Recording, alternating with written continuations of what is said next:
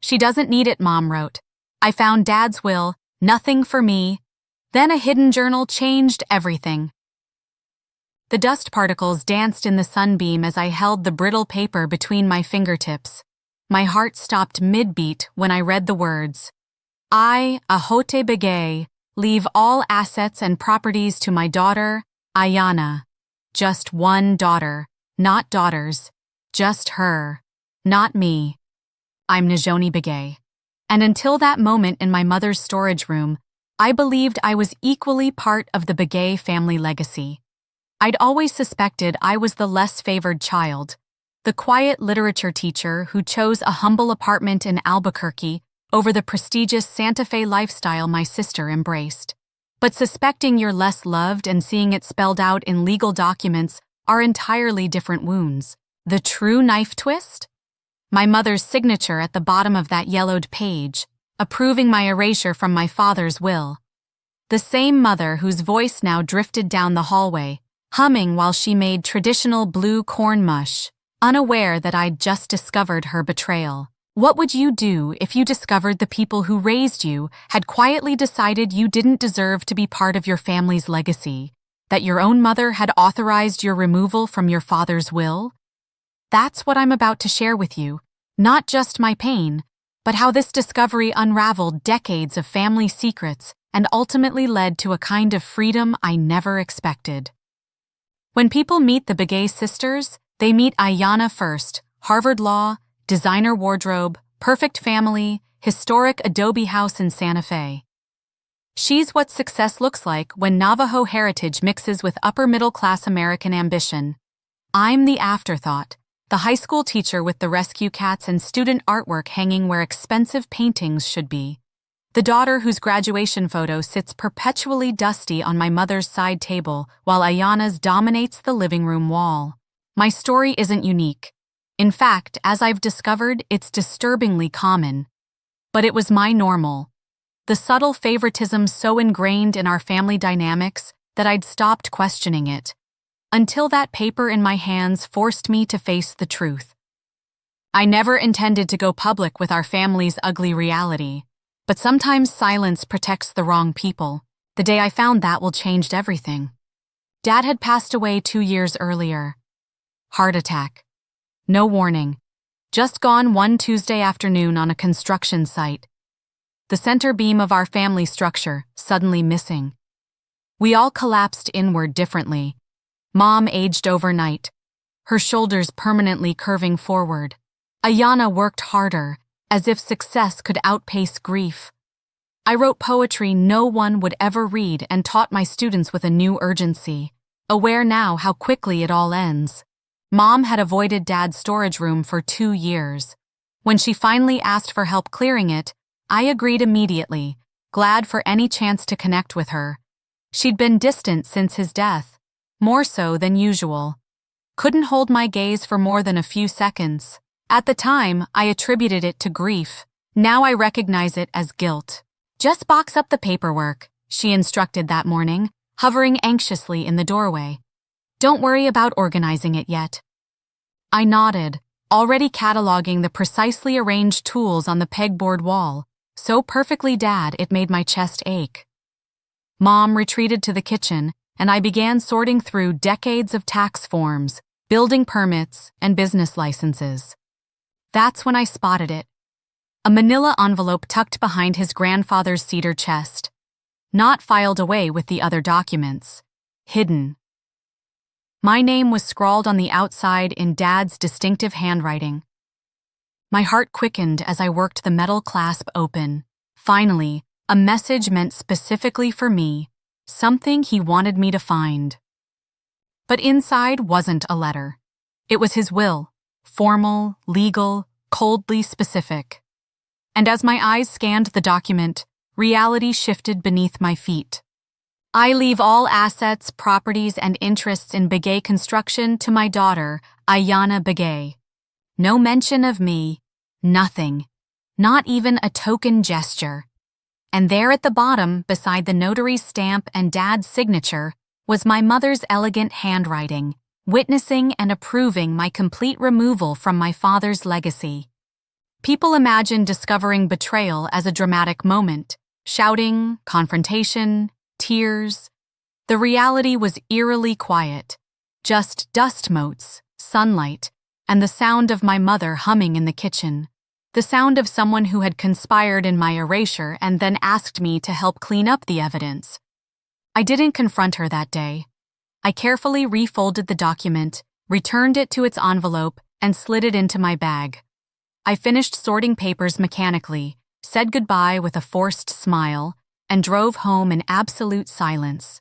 That night, I sat on my apartment floor surrounded by old family photos, seeing them with new clarity. How I was always positioned slightly off-center, often partially obscured by someone else, while Ayanna stood prominently in every shot. The pattern was so obvious now. Had I been willfully blind my entire life? I've always been the responsible one, the rational one, the one who makes careful decisions.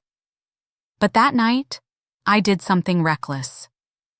I logged into my father's email account, which I'd kept active after his death. What I found destroyed the last shreds of my family illusions. At 3:42 a.m., with only my cats as witnesses, I discovered an email thread between Dad and his lawyer from 8 months before his death. The subject line, Revised Will, Equal Distribution. Dad had initially requested a will that divided everything equally between Ayanna and me. He'd written, both my daughters represent our family's future, though in different ways. But later emails showed he'd changed his mind after what he called a family discussion, one I'd never been part of. The final nail in the coffin was an email from my mother to my father, forwarded to the lawyer. Ayanna needs the security of the house and business for the children's future and her position in the community. Nijoni has her teaching career and apartment.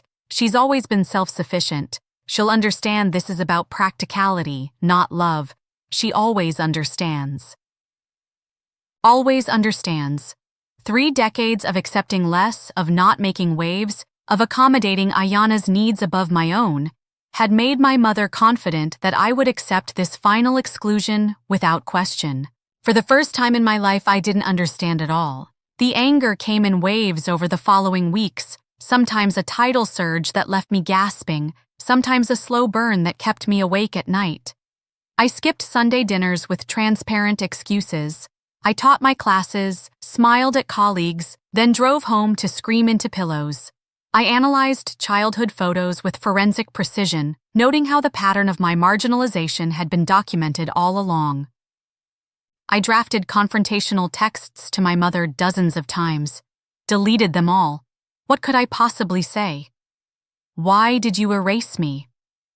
Why am I the expendable daughter? Questions that would only open wounds without healing them. The turning point came from an unexpected source. My student Keith Sosi, a sophomore with ancient eyes and modern anxiety.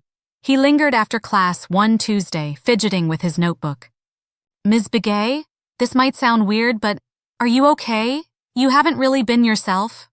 The simple observation pierced my carefully maintained facade. When had a 16-year-old become more perceptive than my own family? Just some personal stuff, I said, attempting to maintain appropriate distance. Key nodded slowly. My aunt raised me and my cousins after my mom left, he said matter-of-factly. But everyone knows I'm different.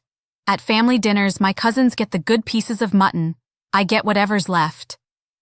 His simple description of exclusion, so similar to my experiences yet spoken without self-pity, cracked something inside me. How do you handle it? I asked, genuinely needing to know. I write, he said, tapping his worn journal. Not for them, for me, and for others like me. A slight smile crossed his face. We're everywhere once you start looking, the leftover people. We find each other eventually. That night, instead of screaming into my pillow, I opened my laptop and created a blog titled Erased Surviving Family Favoritism. My first post detailed finding the will, discovering the emails, and the lifetime of small exclusions that had preceded this final betrayal. I wrote without filter, naming the rage and grief I'd been swallowing for decades. I wrote for myself, I wrote for Key. I wrote for anyone who'd ever felt like family leftovers. I hit publish at 2 a.m., then collapsed into exhausted sleep. By morning, the post had been shared 5,000 times.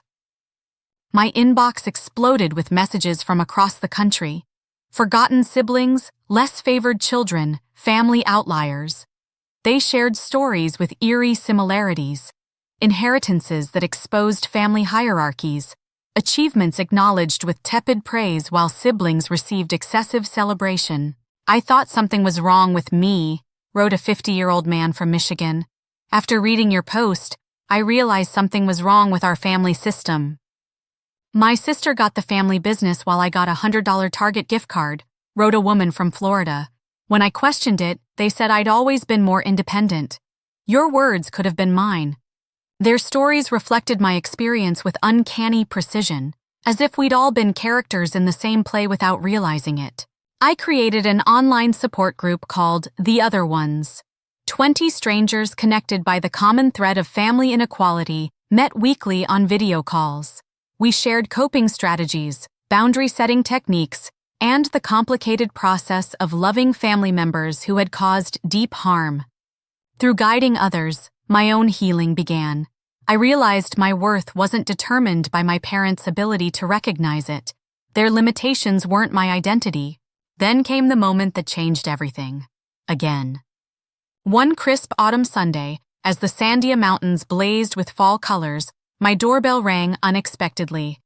I opened the door to find Ayanna standing there, designer outfit slightly rumpled, eyes red-rimmed behind her glasses. "We need to talk," she said, voice raw. "About Dad's will, about what Mom did, about everything." I almost didn't let her in. What could the golden child possibly understand about my experience? But curiosity overcame resentment. She stepped into my apartment, looking out of place among my mismatched furniture and wall of student artwork, the privileged sister slumming in the ordinary one's domain. "Mom told me you found Dad's will," she said, standing awkwardly in my living room. "Nijoni, I swear I didn't know. She told me everything would be split equally." She twisted her wedding band nervously. I would never have accepted that arrangement. Never. The sincerity in her voice cracked my carefully constructed anger. I'd been so focused on our parents' betrayal that I'd assumed Ayanna was complicit. "You really didn't know?" My voice sounded embarrassingly hopeful. Ayanna collapsed onto my couch, her perfect posture dissolving. "No, and I'm furious with her, with both of them." She looked up, tears streaming beneath her glasses. "But there's something else you need to know." She took a deep breath. "I've been miserable for years, G." The childhood nickname caught me off guard. This perfect life everyone thinks I have, it's suffocating me. "What are you talking about? You have everything." "I have everything they wanted for me," she corrected. "Harvard law, Dad's choice, corporate law instead of environmental law, Mom's pressure, the house in the historic district, their down payment, their expectations." Her voice cracked. "Do you know what I wanted to be when we were kids?" I shook my head. "An artist, like grandmother."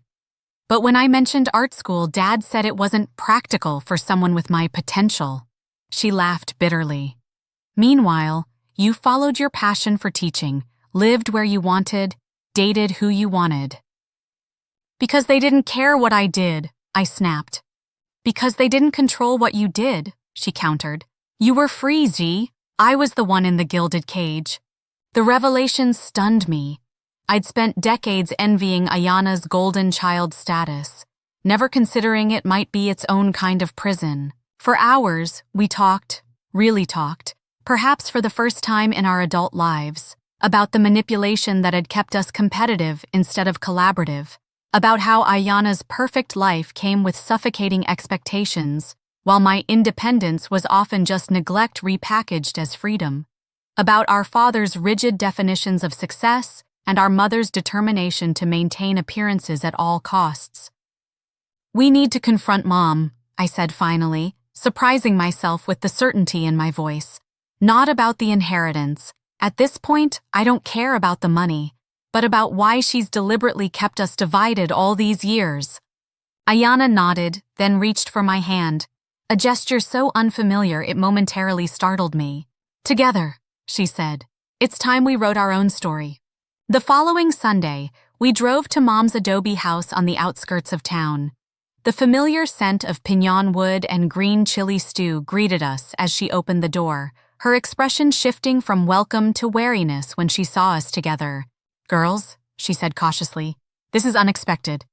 "We need to talk, Mom," Ayana said, her lawyer's composure firmly in place. "About Dad's will, about the email you sent him about Najoni." Mom's face drained of color as she led us to the living room, the carefully curated shrine to Ayana's achievements where my contributions lurked in the periphery. "I did what needed to be done," Mom began defensively. "In our culture, family resources go where they're needed most." "Stop." My voice cut through her justification like a knife. "This isn't about cultural traditions or practicality. This is about you deciding I matter less." My hands trembled, but my voice remained steady. "You deliberately excluded me from Dad's legacy. Why wasn't I worth including?" "That's not fair," Mom protested, but her eyes slid away from mine, a tell I'd recognized since childhood when she was hiding something.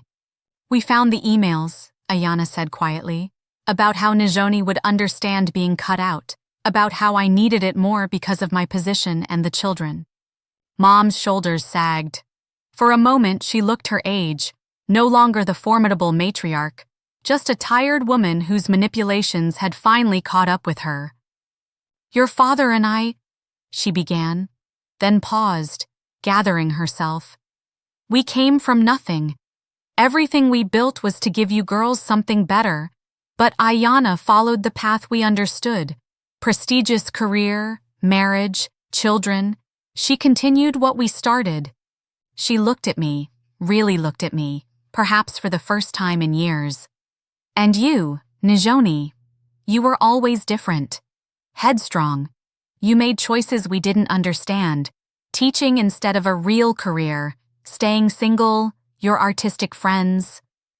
"So you punished me for it," I said, the hurt still raw, "for not fitting your vision." "We thought we were acknowledging your independence," Mom whispered. "But we were really just failing to see you." The crushing truth hung in the air. My mother had seen my self-sufficiency not as strength to be celebrated, but as justification for giving me less. My independence, born of necessity when support went to Ayana, had become the very reason to continue the pattern. Mom's hands trembled as she reached for a drawer in the side table. "After your blog went viral, I read every word." She withdrew a sealed envelope and a small wooden box. "I've been doing a lot of thinking." Inside the envelope was a new document, Mom's own will, recently notarized, dividing everything equally between Ayana and me. But it was the box that captured my attention, Dad's private keepsake box that had always been locked. "Your father kept this private," Mom said, passing it to me. "I found the key after he died. I was ashamed to show you." With unsteady fingers, I opened the box to find a journal with my name embossed on the cover. Inside, my father's handwriting filled pages dated throughout my adult life. Observations, reflections, and thoughts about me he'd never shared. The first entry coincided with my college graduation. Najoni chose a different path today, education instead of business. Kimimela thinks we failed to push her toward greater ambitions. I'm beginning to wonder if Najoni's independence isn't its own kind of strength, one I never mastered myself. And later, after my first teaching award, watch Najoni with her students today. They look at her with respect I've spent a lifetime chasing. She's giving something beyond financial security. Maybe there's wisdom in her choices I've been too blind to see. The final entry, dated just weeks before his death. Argument with Kimimela about the will. She believes Ayana needs the financial security more. Perhaps that's true, but Najoni deserves equal recognition as our daughter. Her different path doesn't make her less our legacy. I need to make this right. But he never had. Time ran out before he found the courage to stand against my mother's wishes. I couldn't speak, couldn't move. All these years, I'd believed my father hadn't valued me, when he'd been slowly recognizing the worth in my choices, but hadn't found the strength to affirm it publicly before his death. He was proud of you, Mom said softly. We both were, in our way. We just didn't know how to show it for someone who didn't fit our narrow vision of success. That afternoon, the three of us talked honestly for perhaps the first time ever, about the patterns of favoritism that had damaged us all. About Mom's own childhood as the overlooked daughter and how she'd unconsciously repeated the pattern. About Dad's equating financial support with love. About how traditions meant to protect family can sometimes destroy it from within. None of us were villains in this story, just flawed people who'd never learned to express love beyond the confines of cultural expectations and generational patterns. Family isn't just what you're born into, it's what you choose to create every day through honesty and courage. Sometimes it breaks before it heals, but when we dare to face the truth, we open the possibility of something authentic emerging from the wreckage.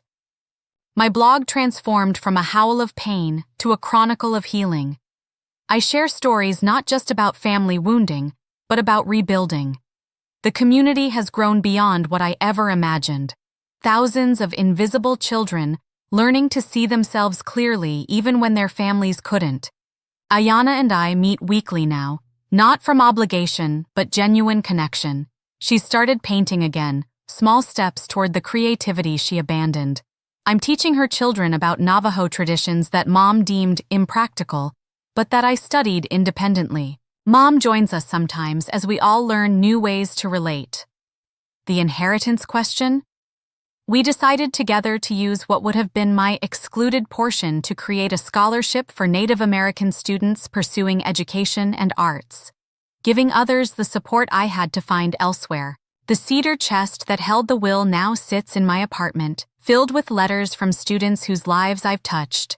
A different kind of legacy, but one I've built myself. Family favoritism leaves wounds that cut to our core identity. But I've learned that the deepest pain often comes from what remains unspoken. I no longer measure my worth through my family's recognition. I've found my true family, both in blood relatives willing to grow and in a community that values what makes each of us unique. If you're watching this and feeling the ache of being the less favored child, know this. The problem was never your worthiness. You were always enough. The limitations were in the vision of those who couldn't see your particular kind of light. Share challenge. Drop 3 words in the comments describing how it felt when you experienced favoritism. I promise to read and respond to every single one. Tag someone who needs to understand they're not alone in this experience. This conversation needs to happen. Remember, your story matters. Your path is valid, and your worth was never dependent on whether your family could recognize it. This is Nijoni Begay, from invisible to invincible, one truth at a time.